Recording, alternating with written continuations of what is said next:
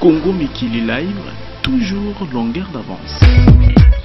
Mesdames et messieurs, chers téléspectateurs de la télévision Saint-BDJ, nous sommes ravis encore une fois de vous savoir nombreux à suivre votre chaîne pour vous informer. Aujourd'hui, vous savez, l'actualité est animée par les discours tenus devant les congrès par le chef de l'État Joseph Kabila Kabange. C'était le mercredi 5 avril 2017.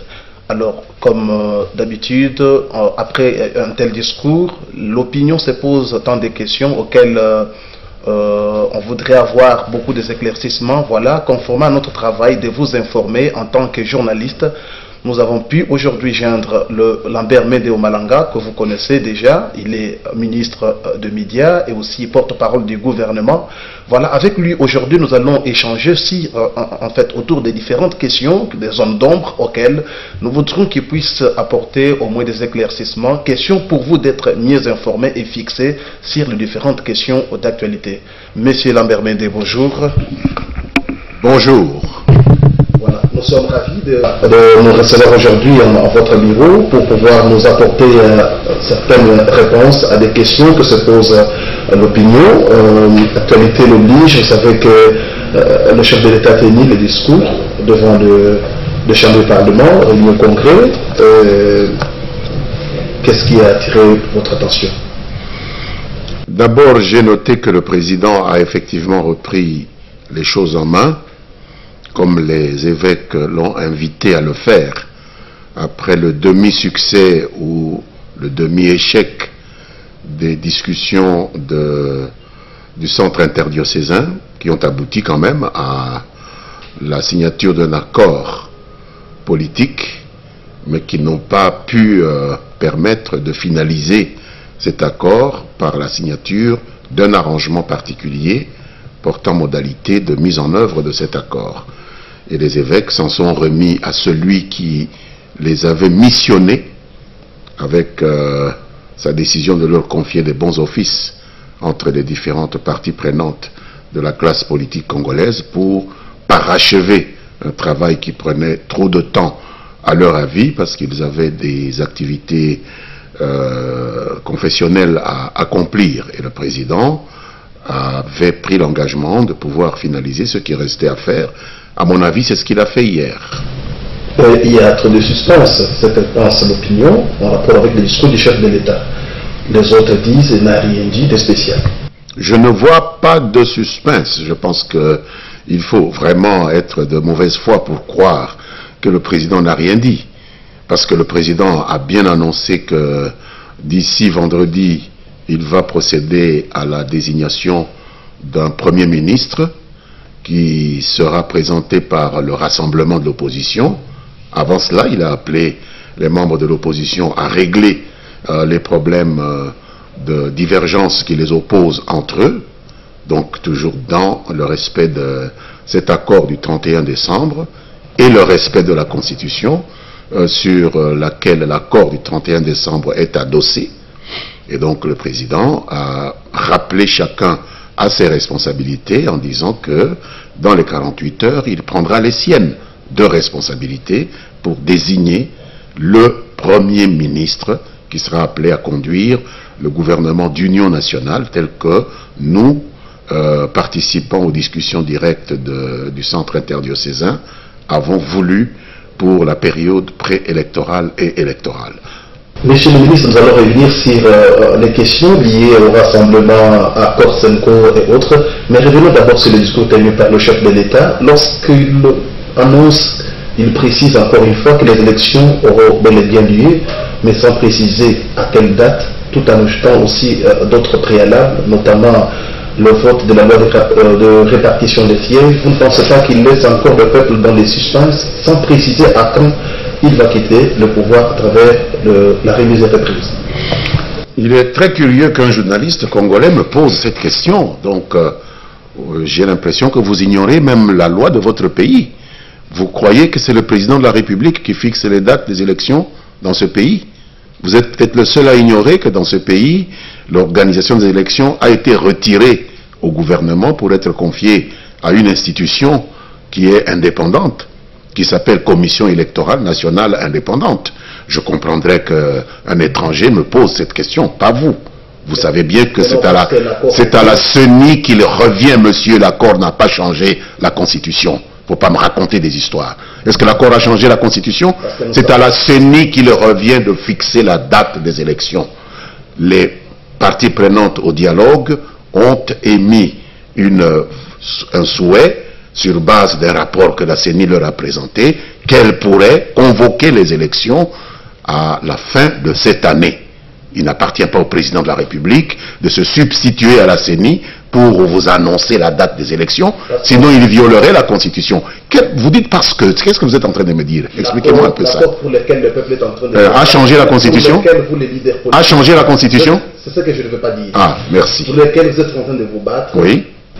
C'est autour de la tenue des élections. Oui. Et au sein de cet accord, oui, il est convenu que c'est au moins à la fin de cette année. Mais alors, même si c'est à la fin de cette année, est-ce que l'accord vous a dit que les élections auront lieu à la fin de cette année et c'est le président de la République qui va en fixer la date? Vous voyez comment vous êtes en train de marcher tout à fait à côté et de l'accord et de la constitution de votre propre pays.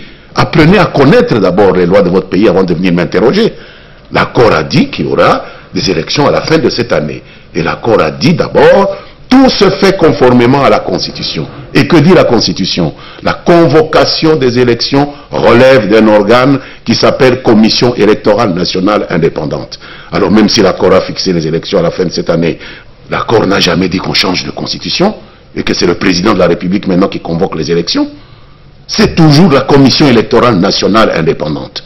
Vous n'allez pas demander au président de la République de se transformer en commission électorale nationale indépendante pour vous donner des dates de convocation des électeurs. C'est la commission électorale nationale indépendante. Si le président se met à convoquer les électeurs, n'importe quel Congolais peut aller à la Cour constitutionnelle pour l'accuser d'avoir violé la Constitution, mon ami. C'est tout simplement cela. Le président a dit que les élections auront lieu à la date qui sera fixée par celui que la Constitution désigne comme autorité électorale dans notre pays, la Commission électorale nationale indépendante. Mais la Commission a déjà dit aux négociateurs que nous sommes qu'elle convoquera les élections à la date que nous avons demandée, c'est-à-dire à la fin de l'année. Pourquoi voulez-vous que le président puisse le faire à la place de la Commission? Vous êtes en train de vous entremêler les pinceaux, c'est ce que je suis en train de vous dire. Oui, revenons encore toujours sur le chef de l'État. Est-ce que, monsieur le ministre, pouvez-vous aujourd'hui affirmer que hier, le chef de l'État vous a surpris le gouvernement et le Premier ministre? Je ne pense pas. Tout le monde savait, à partir du 31 décembre 2016, que nous aurions un autre Premier ministre dans ce pays.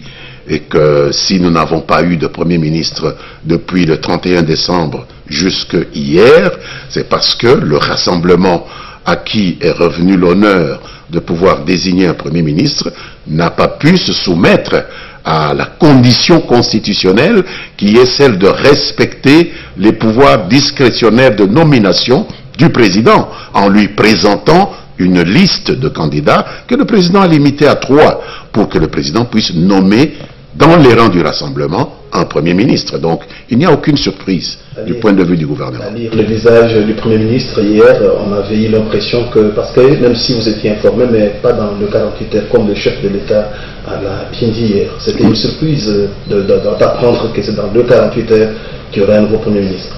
Je ne sais pas, vous êtes peut-être lecteur des visages, pas moi. Mais on aurait pu avoir un nouveau Premier ministre le 1er janvier, puisque l'accord a été signé le 31 décembre. Maintenant, on va avoir un Premier ministre au mois d'avril. Je ne vois pas pourquoi est-ce qu'il y aurait une telle surprise. Mais vous êtes peut-être lecteur des visages mieux que moi. Je vous laisse lire les visages, ce n'est pas mon travail. Revenons un peu, monsieur le ministre, à l'accord de la SENCO, de la Saint-Sylvestre, parce que c'est lié avec la situation politique du pays actuellement. Est-ce que nous pouvons aujourd'hui affirmer, l'opinion a raison de penser qu'aujourd'hui cet accord est un échec? Mais l'accord n'est pas un échec. Pourquoi est-ce que l'accord serait un échec? Il a été signé et le président de la République a dit qu'on va le mettre en application et il a annoncé même la mise en application, même sur les points sur lesquels on n'a pas pu trouver des modalités de mise en œuvre. Il a annoncé des modalités qui reste toujours dans le droit fil de tout ce qui avait été convenu, c'est-à-dire le rassemblement va présenter le Premier ministre que le président de la République va devoir nommer conformément à l'article 78 de la Constitution. Donc l'accord n'a pas été un échec. Au cas où la signature de l'arrangement particulier ne parvenait pas toujours à trouver le consensus de toutes les parties prenantes, vous ne croyez pas que cela va entraver à son application, l'application de cet accord? Je ne pense pas, dans la mesure où nous nous sommes mis d'accord sur plus de 90%, comme le chef de l'État l'a dit, de ces dispositions de mise en œuvre, parce que entre un accord et sa mise en œuvre, l'important c'est l'accord. Convenez avec moi que la mise en œuvre, c'est une technique, une modalité, un cheminement.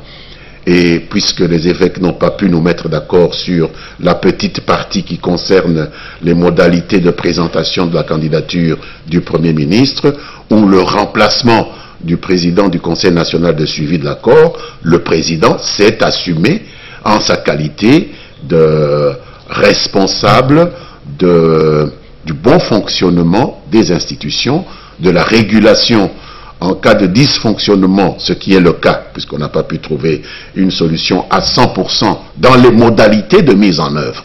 Et donc le président a pris les choses en main et il reste dans le droit fil de l'accord. Donc dire que dans ces conditions-là, l'accord a échoué, c'est un peu exagéré. Nous allons mettre en œuvre cet accord, mais selon des dispositions que le président, qui a chargé les évêques de ses bons offices, a décidé de tracer par lui-même, en restant dans le prescrit de l'accord. Monsieur le ministre, le chef de l'État est considéré par le Rassemblement comme partie prenante, comme le chef de file de la majorité présidentielle, partie prenante au dialogue. Et lorsqu'il récupère la place de la CENCO pour trancher en tant que chef de l'État, donc il n'est plus... C'est là que le bas blesse chez le Rassemblement. Excusez-moi.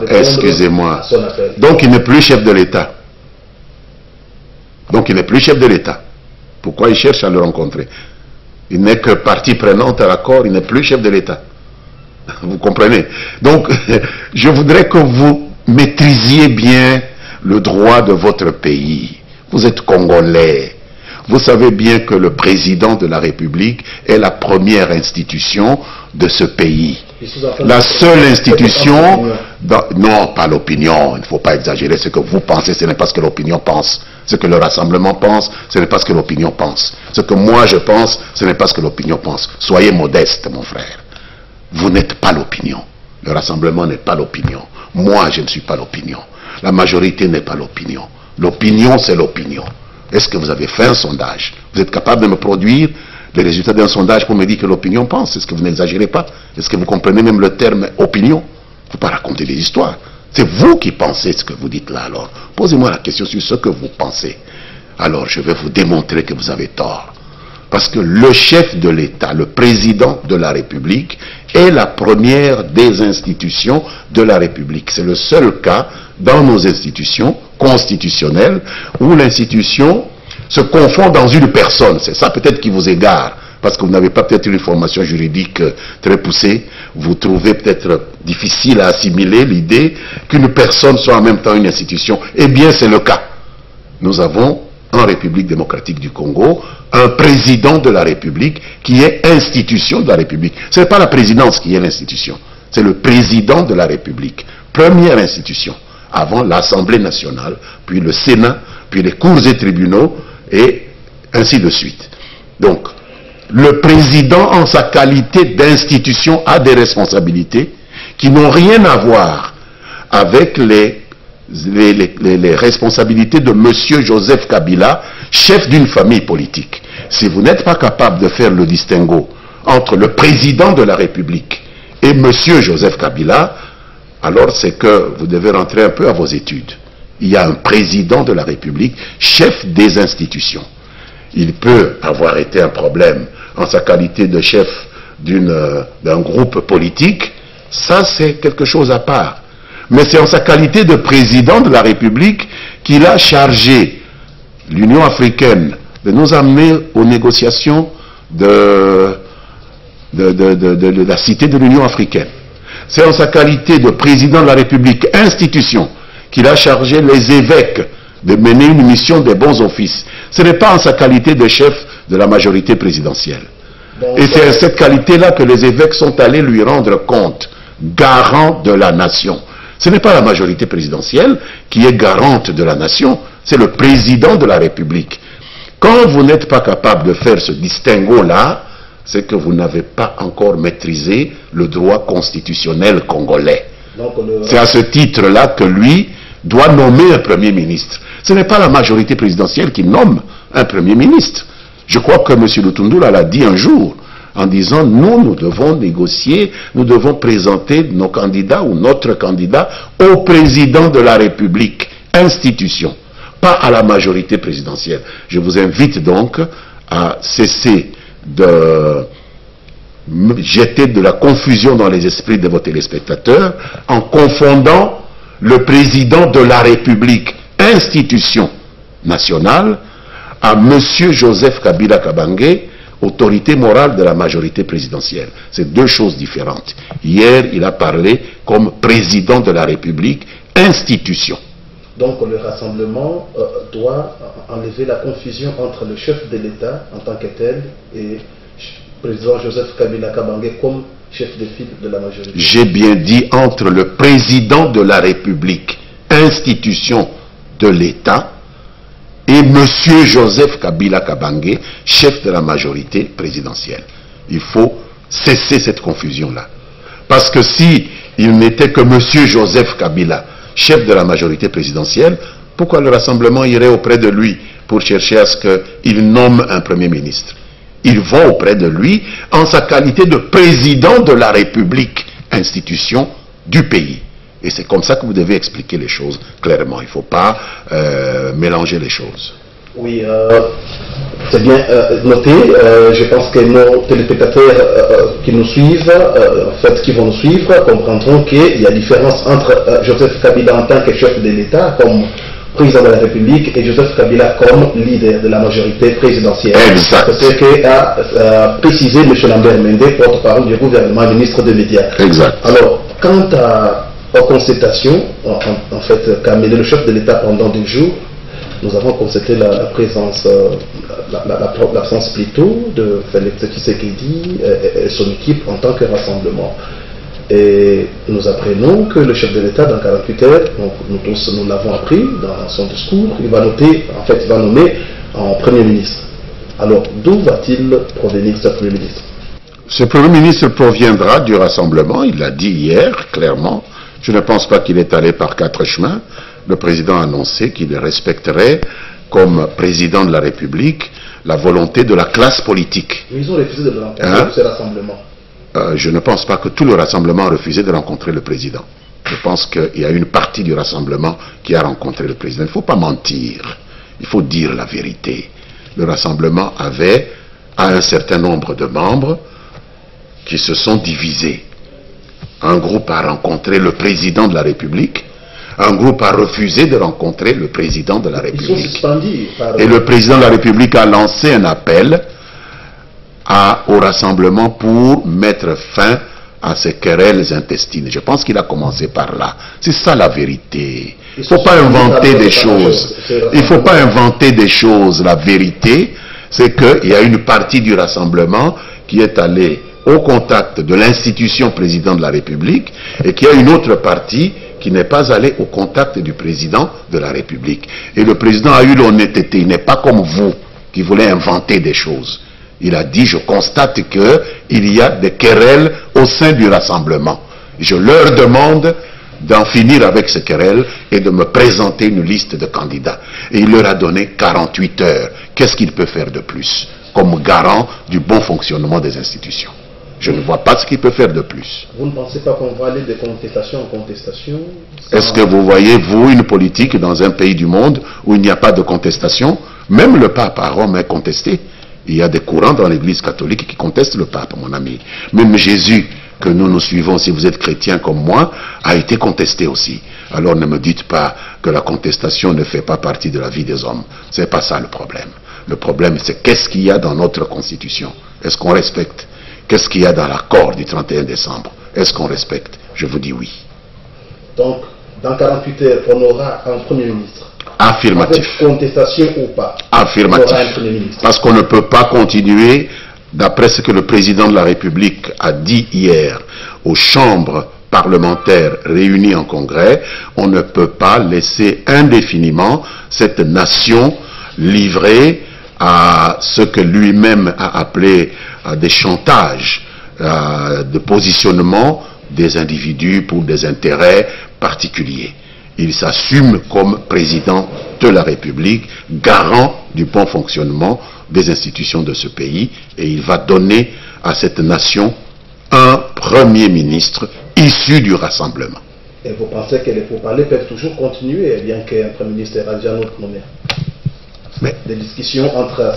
Entre le moment où le président a parlé hier et le moment où il va nommer le Premier ministre, il va se passer 2 jours.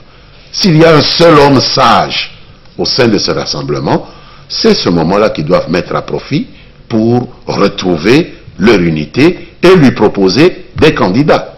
Voilà ce qu'on peut dire. Passons ce sujet-là, parce que vous avez bien dit, je pense que l'opinion est en train de nous suivre et il est en train de noter.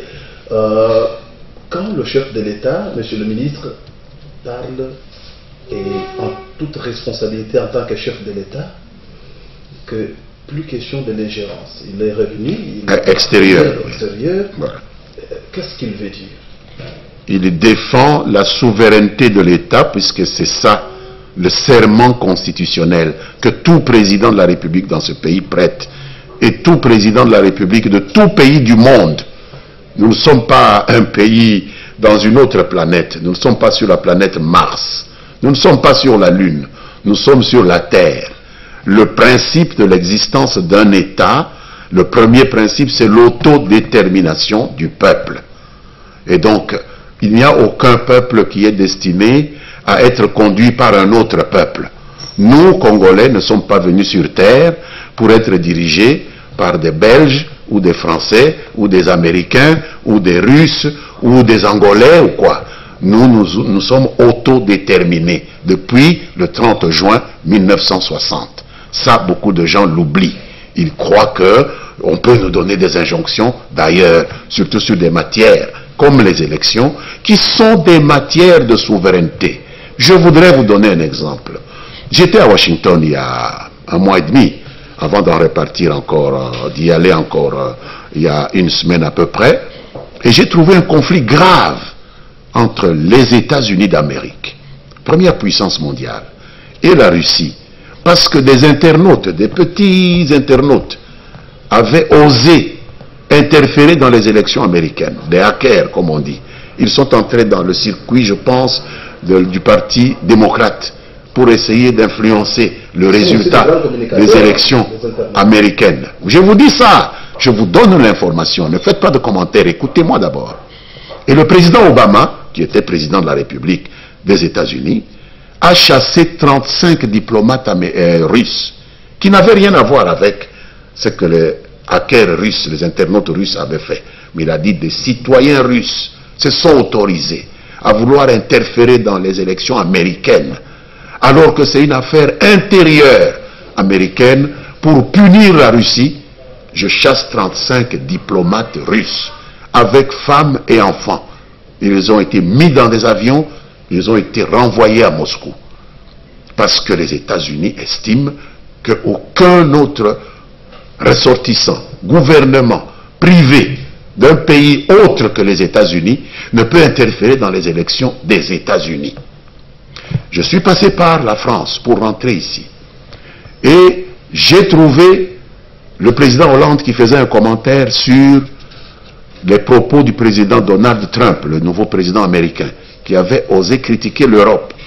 L'Union européenne, c'est un machin obsolète, etc. Et Hollande a dit, nous n'accepterons jamais qu'un Américain puisse nous donner des leçons. L'Europe s'autodétermine. Alors, ce qui m'étonne, moi, c'est que et les Américains et les Européens se permettent d'interférer dans nos affaires intérieures, alors qu'ils ne supportent pas que quelqu'un d'autre interfère dans leurs affaires intérieures. Est-ce qu'ils sont plus hommes que nous? Est-ce que nous sommes les sous-hommes et eux seraient de vrais hommes? Posez-vous la question, vous journalistes. Vous trouvez cela normal, vous, qu'eux acceptent de nous faire ce qu'eux n'acceptent pas qu'on leur fasse à eux? Voilà le problème. Donc nous sommes un pays indépendant, souverain, pauvre peut-être, mais indépendant et souverain. Et personne n'a le droit de venir nous dicter comment nous conduisons nos affaires, surtout en matière électorale que nous finançons nous-mêmes. Et le président a rappelé hier que nous avons pris l'argent des pauvres Congolais, 320 millions de dollars. On aurait pu construire des routes, on aurait pu faire des ponts, et nous avons mis ça dans les élections. Alors personne n'a le droit, en dehors du Congo, de nous dicter comment nous conduisons ces affaires-là. C'est tout ce que le président a voulu rappeler. Exactement comme Obama l'a fait vis-à-vis des Russes et comme Hollande l'a fait vis-à-vis du président Trump. La RDC est membre des Nations Unies. Oui, c'est ce que le président a dit. C'est ce que le président a dit, excusez-moi. Le président a dit, comme tout pays membre des Nations Unies, les questions des élections chez nous sont des questions de politique intérieure, comme pour tout autre pays membre des Nations Unies. Donc c'est un principe qui est valable pour tous les pays membres des Nations Unies. Les questions électorales relèvent de la souveraineté d'un État. C'est ça le principe. Si vous ne le connaissez pas, allez l'étudier à l'université. Mais pourquoi le chef d'État a insisté sur le financement purement propre des contribuables congolais? Oui. C'est parce que vous avez refusé des financements extérieurs? Non, parce que ceux qui nous donnent des injonctions ne nous donnent même pas de financement. On peut même dire que si juridiquement on peut contester le droit à quelqu'un de s'ingérer, mais parfois ils se disent oui mais nous vous aidons, nous avons le droit de regard. Alors cette fois-ci il dit messieurs, cette fois-ci vous ne nous avez même pas aidés. Alors taisez-vous, laissez les Congolais résoudre seuls leurs problèmes, parce que ce sont les Congolais eux-mêmes qui financent leurs élections. Voilà l'explication. Monsieur le ministre, vous voulez dire que, parce que vous êtes devant la caméra, vous voulez dire que la CENI n'a reçu aucun financement de partenaires extérieurs pour financer nos élections? Les 320 millions sont venus de votre argent. Sachez-le, n'allez pas raconter à vos téléspectateurs que quelqu'un a donné un seul sou. Les 320 millions sont venus de votre argent, l'argent du contribuable congolais. Soyez fiers de ça. Arrêtez ce complexe. Vous êtes jeune, j'ai pitié quand je vous entends me poser cette question. Vous avez payé 320 millions. On aurait pu construire quelque chose de meilleur pour votre peuple. Et on a pris ça, on a mis pour les élections. Soyez fiers de ça. Nous avons financé seuls. En 2011, nous allons financer seuls.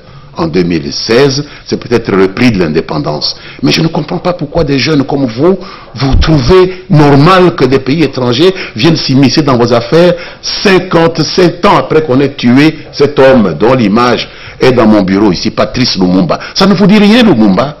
Sincèrement, ça ne vous dit rien? Pourquoi il est mort? Pourquoi vous trouvez normal que les gens viennent vous recoloniser? Je suis étonné. Moi, j'ai un certain âge. Je suis étonné que des jeunes comme vous acceptent que de l'étranger, on vienne vous dicter des choses. Ça n'a pas de sens. C'est nous qui aurions pu, parce que nous, on a connu peut-être la colonisation quand nous étions enfants. Mais vous êtes nés à l'indépendance. Soyez fiers d'être vous-même. Soyez jaloux de votre indépendance. C'est ce que le président vous appelle à faire. Voilà. Monsieur le ministre, vous parlez au public. J'ai l'impression que vous parlez directement. Vous répondez aux journalistes. Vous êtes le représentant du public. Vous répondez au public. Mais j'ai l'impression que vous êtes en train de répondre. Oui, parce que vos questions semblent indiquer que vous doutez que nous ayons financé nous-mêmes nos élections. Vous doutez que nous ayons nous-mêmes la possibilité d'avoir notre propre autodétermination. C'est pourquoi je m'insurge un peu. Vous n'êtes pas le seul. Quand je m'adresse à vous, ne vous formalisez pas. Je m'adresse à tous ces jeunes qui croient, parce qu'il y a des groupes de jeunes ici qui luttent pour que nous puissions être soumis aux pressions de l'étranger. Et ça me gêne énormément. C'est pourquoi je m'adresse à eux, pas à vous, comme individu. Monsieur le ministre, seulement nous sépare de la fin de notre entretien. Parlons des questions sécuritaires. Phénomène Kamina Sapé, c'est un défi au gouvernement congolais. C'est le terrorisme. Nous sommes victimes d'une offensive terroriste, exactement comme les Américains l'ont été un certain 11 septembre, comme la France l'a été plusieurs fois, comme la Belgique l'a été. Certains l'appellent milice. Non, Une milice, c'est un groupe de personnes qui s'organisent pour soutenir une armée régulière ou qui s'organisent pour soutenir un gouvernement, peut-être dictatorial, mais un gouvernement régulier. Il n'y a rien de tel chez les Kamwina Sampo. Aller couper des têtes de policiers, couper des têtes des experts des Nations Unies, couper des têtes de femmes, brûler la CENI, etc. Ça s'appelle en français terrorisme. Et quand certains journalistes, vos collègues français, décrivent ça comme une milice, ils veulent simplement banaliser ce terrorisme-là pour justifier ce qu'ils considèrent comme l'incapacité de l'État congolais à se gérer et favoriser la recolonisation du Congo. Ne leur prêtez pas cette assistance que vous pouvez leur prêter en minimisant ou en banalisant ce phénomène. Ce phénomène est terroriste. Il doit être traité comme tel et rien ne peut justifier le terrorisme. Force commune découverte, les agents des Nations Unies décapités, certaines langues imputent cela au gouvernement congolais qui a manigancé. Qu'est-ce que vous répondez? S'il y a un membre du gouvernement congolais qui est responsable d'une seule fosse commune, il sera arrêté. Faites-moi confiance. Il sera poursuivi. Parce que nous avons vu des membres des forces armées qui ont tiré sur des terroristes désarmés. On ne peut pas tirer sur un terroriste s'il est désarmé, même s'il est terroriste. Ils sont aujourd'hui en train de passer en jugement. Donc il n'y a pas de raison de vouloir dire qu'au Congo, on peut aller tuer n'importe qui et puis s'en sortir comme ça. Dénoncez-le. Dénoncez-le auprès des autorités judiciaires militaires. Il sera arrêté comme on a arrêté ces majors et tout ça qui sont en train de passer en jugement. Mais nous savons bien que des fosses communes, on va encore en découvrir davantage.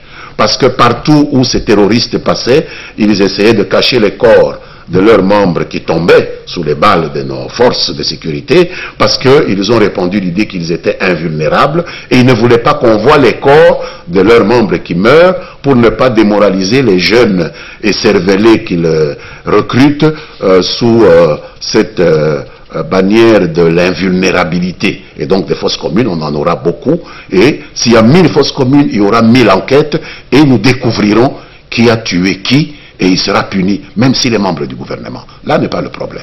Mais à quand la fin de ces phénomènes, monsieur le ministre?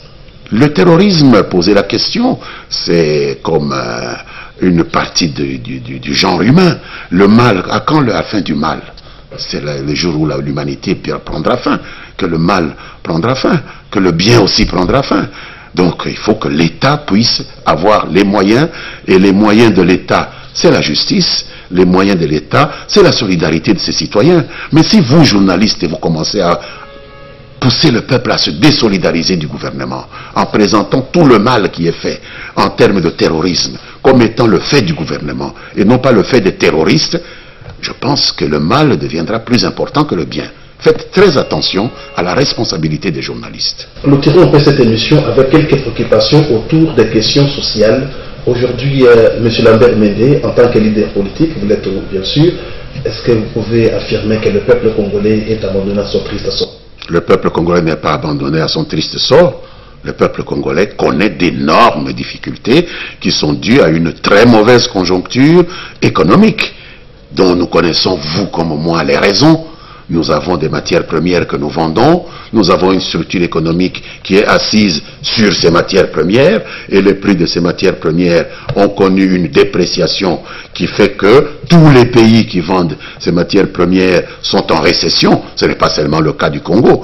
Donc nous sommes aussi en récession économique, mais je vais vous donner l'espoir que bientôt ces prix vont de nouveau s'apprécier et que nous assistons, selon les nouveaux rapports de la Banque mondiale, à une reprise lente qui va nous permettre de connaître des jours meilleurs. Mais ce n'est pas un problème qui est tout à fait spécifique à la République démocratique du Congo, mais nous traversons une période extrêmement difficile, ça je n'en doute pas. Bientôt là, un nouveau gouvernement, vous sentez-vous bien dans votre rôle de ministre des Médias?